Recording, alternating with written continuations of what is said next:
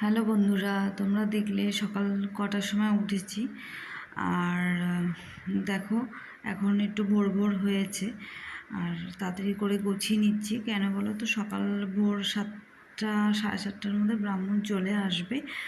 আর সেই ভোর 4টে থেকে উঠে ঠাকুরের সমস্ত গোছানো থেকে সব করে নিচ্ছি। আর এটা হচ্ছে আমার ঘরের গণপতি বাপ্পা মরিয়া, আর তাকে স্নান করিয়ে দিচ্ছি। এত সকালে না দুধ কিছু পাইনি, তাই গঙ্গা জল দিয়ে, অগরু দিয়ে, চন্দন দিয়ে, এগুলো দিয়ে আমি গণেশকে স্নান করিয়ে দিলাম।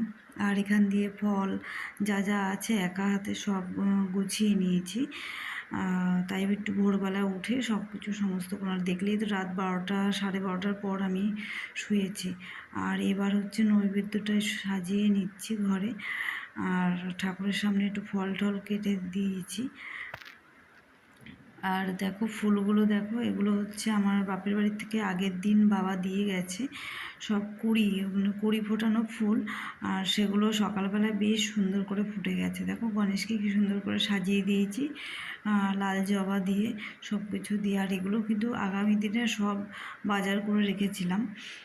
আর এখান দিয়ে ব্রাহ্মণ একটু পরেই চলে আসবে। আর এখান দিয়ে সব বাটাও এগুলো সাজিয়ে দিয়েছি সুন্দর করে ফল দিয়ে।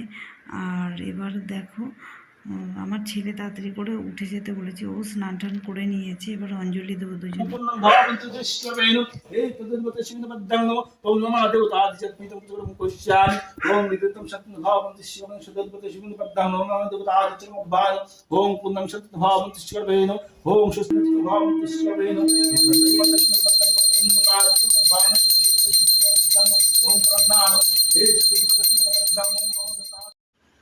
আর দেখো এটা হচ্ছে বিকালবেলার ভিডিও, যে ছাদে ঘুরতে এসছে, ঘুরে টুরে দেখো নিচে চলে এসছে।